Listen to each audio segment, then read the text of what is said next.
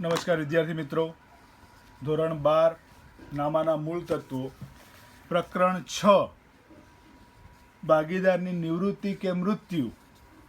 અગાઉ આપણે દાખલા નંબર 14 સુધી ગણતરી કરી હતી. જોઈએ દાખલા નંબર 15. ઈ, એફ અને જી 4:3:3 પ્રમાણમાં નફો નુકસાન વહેંચતા એક પેઢીના ભાગીદારો છે. દાખલા નંબર 15માં ભાગીદારના નામ આપ્યા છે ઈ, એફ અને જી. ઈ, એફ, જી. ઈ, એફ, જી. નફા નુકસાનનો જૂનો ભાગ આપ્યો છે અહીંયા 4:3:3 એટલે 4/10, 3/10, 3/10 આ પ્રમાણમાં નફો નુકસાન વહેંચતા ભાગીદારો છે. હવાલામાં આગળ કીધું છે ઈ તારીખ 31/3/17 રોજ નિવૃત્ત થાય છે. ઈ નામનો જે ભાગીદાર છે 31/3/17 રોજ નિવૃત્ત થાય છે. એ દિવસનું પાકું સરવૈયું આપ્યું છે આપણને. પાકું સરવૈયું આપ્યું છે.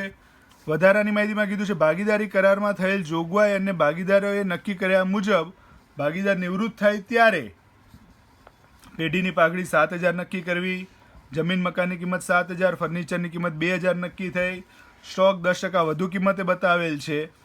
ઈને 5,000 તરત જ ચૂકવી આપવા અને બાકીની રકમ લોન તરીકે રાખવી.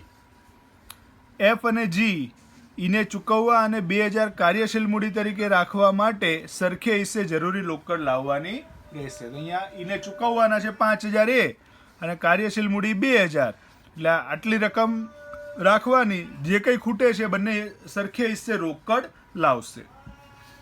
હવાલા ખાતું, નફા નુકસાન હવાલા ખાતું, રોકડ ખાતું, મૂડી ખાતું અને નવું પાકું સરવૈયું તૈયાર કરો. તો શરૂઆત કરીએ દાખલાની. અહીંયા ખાલી જૂનો ભાગ જ આપ્યો છે, નવો ભાગ કેવું કંઈ આપ્યું નથી. તો નવું પ્રમાણ ન આપ્યું હોય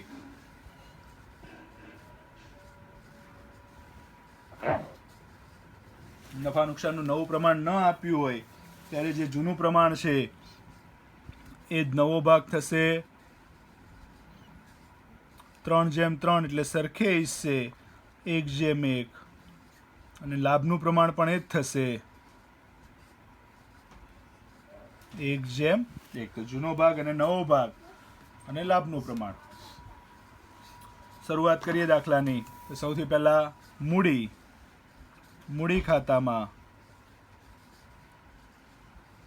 શરૂઆતની બાકી આપી છે 8,000, 5,000 અને 2,000 મૂડીની શરૂઆતની બાકી. એના પછી રોકડ ખાતામાં શરૂઆતની બાકી 400 રૂપિયા. સૌથી પહેલા મૂડી, પછી રોકડ, ત્રીજો પોઈન્ટ એકત્રિત નફો, પાઘડી. અહીંયા પાઘડી આપી છે આપણને 1,000.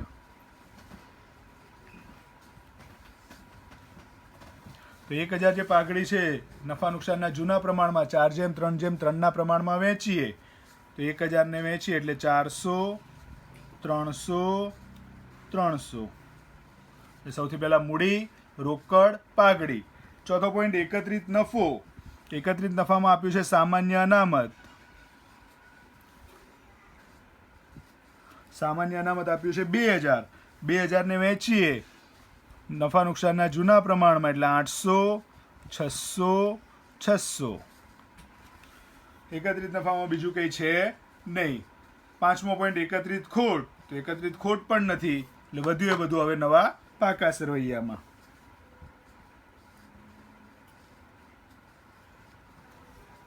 લેણદારો આપ્યા છે 8,000.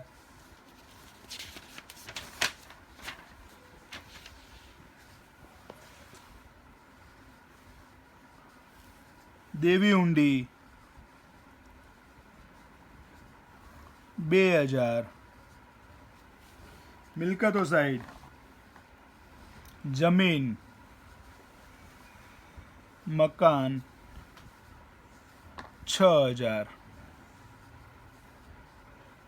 ફ્રી હોલ્ડ મિલકત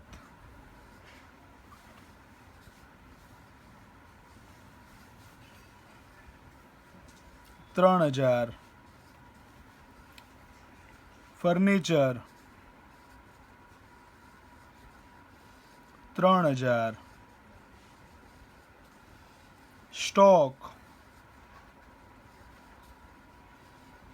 6600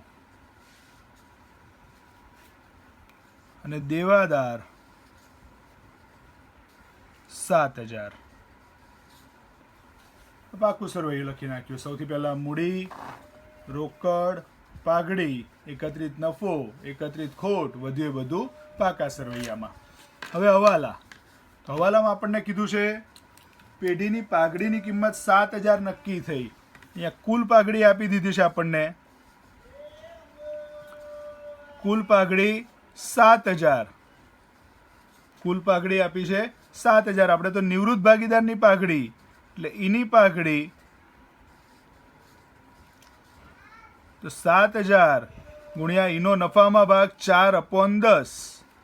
7000 ગુણ્યા 4 ભાગ્યા 10 એટલે 2800 રૂપિયા. એના ભાગની પાઘડી 2800. આ પાઘડી લાભના પ્રમાણમાં વેચવાની. જે 2800 રૂપિયા પાઘડી આવી એ આપણે લાભના પ્રમાણમાં વેચીશું. લાભનું પ્રમાણ બંનેનું સરખે હિસ્સે, એટલે સરખે હિસ્સે બંનેને વેચીએ તો 1400 રૂપિયા થશે. આમ નોંધ થાય લાભ લેનાર ભાગીદારના મૂડી ખાતે ઉધાર. તો એફ અને જી લાભ લેનાર છે તો આમ નોંધ થશે એફ ના મૂડી ખાતે ઉધાર 1400 રૂપિયા, જીના મૂડી ખાતે ઉધાર 1400 રૂપિયા, તે ઈના મૂડી ખાતે 2800. લાભ લેનાર ભાગીદારના મૂડી ખાતે ઉધાર, તે ત્યાગ કરનાર ભાગીદારના મૂડી ખાતે જમા. અસર આપીએ તો એફ અને જીના મૂડી ખાતામાં ઉધાર બાજુ, એફ અને જીના મૂડી ખાતામાં ઉધાર બાજુ ઈ ખાતે 1400, ઈના મૂડી ખાતામાં જમા બાજુ એફ ખાતે, જી ખાતે 1400 રૂપિયા. પહેલો પોઈન્ટ પાઘડીનો. બીજા પોઈન્ટમાં કીધું છે જમીન મકાનની કિંમત 7000, ફર્નિચરની કિંમત 2000 નક્કી થઈ.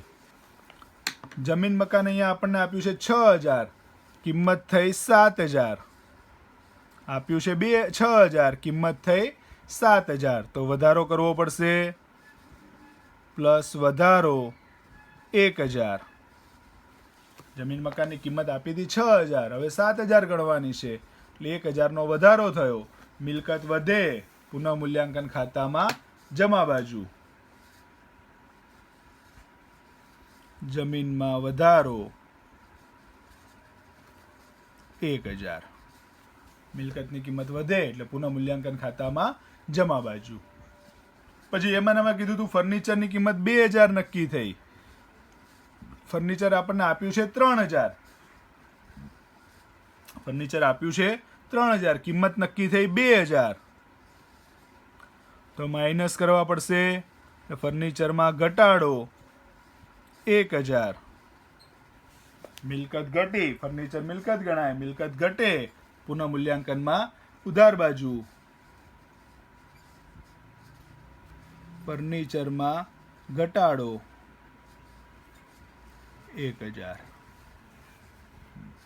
અહીંયા ફર્નિચર ઘટ્યું એટલે પુનઃ મૂલ્યાંકનમાં ઉધાર, જમીન વધી હતી એટલે પુનઃ મૂલ્યાંકનમાં જમા. એના પછી સ્ટોક 10% વધુ કિંમતે બતાવેલ છે. અહીંયા જે સ્ટોક લખ્યો છે આ 10% વધુ કિંમતે બતાવેલ છે. 100 રૂપિયા બતાવવાના હોય, 10 વધારે એટલે 110 ની કિંમતે બતાવેલ છે. 110 એ મૂળ કિંમત 100, તો 6600 એ કેટલા? એટલે 6600 ગુણ્યા 100 ભાગ્યા 110 એટલે 6000 રૂપિયા. સ્ટોક આપણે લખવાનો આવશે 6000, લખેલો છે 6600, તો 600 વધારાના લખ્યા છે માઇનસ થશે, ઘટાડો 600 રૂપિયા. 6000 10% વધુ લખેલા હતા એટલે એટલી રકમ ઘટાડવી પડે, તો તો સ્ટોકમાંથી માઇનસ, સ્ટોક ઘટ્યો, મિલકત ઘટે, પુનઃ મૂલ્યાંકનમાં ઉધાર બાજુ, સ્ટોકમાં ઘટાડો 600 રૂપિયા.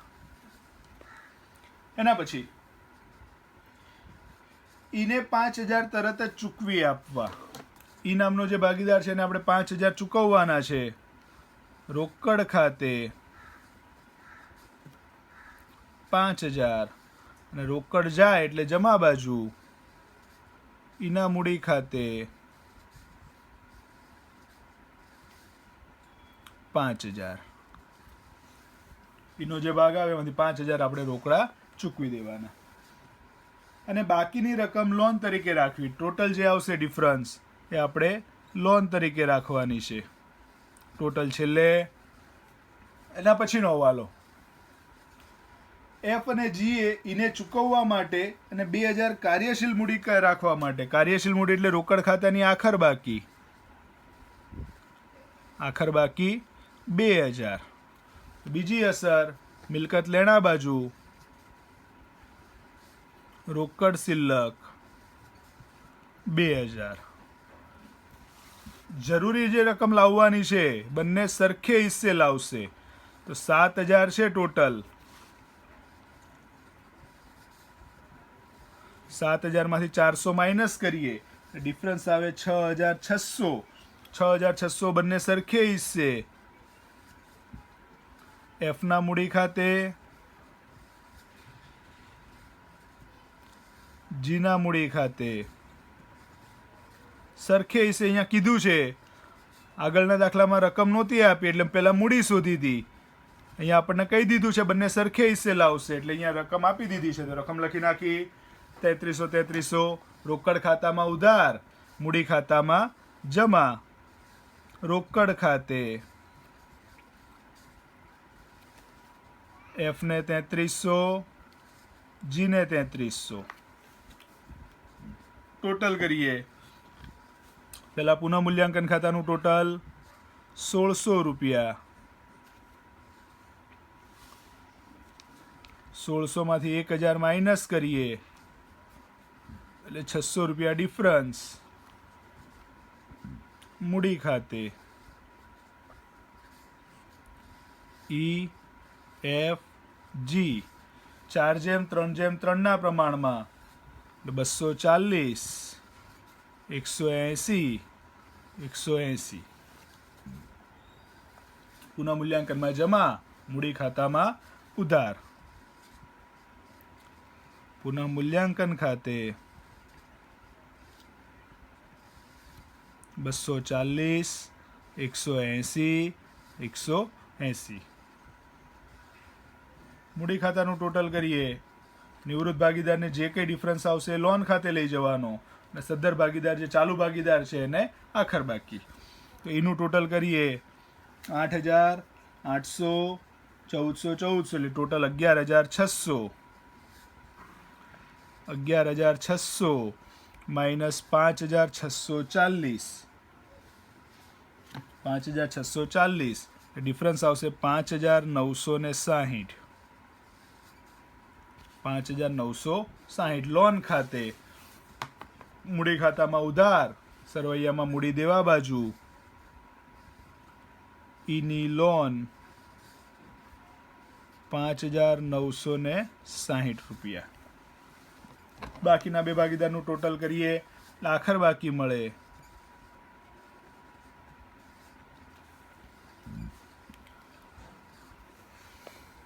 8900 અને 5900. 8900, 5900. 8900 માંથી 1880 માઇનસ કરીએ એટલે 7020. 5900 માંથી 1880 માઇનસ કરીએ એટલે 4020. આખર બાકી મૂડી ખાતામાં મૂડી દેવા બાજુ મૂડી એફ અને જી 7020, 4020. 11040.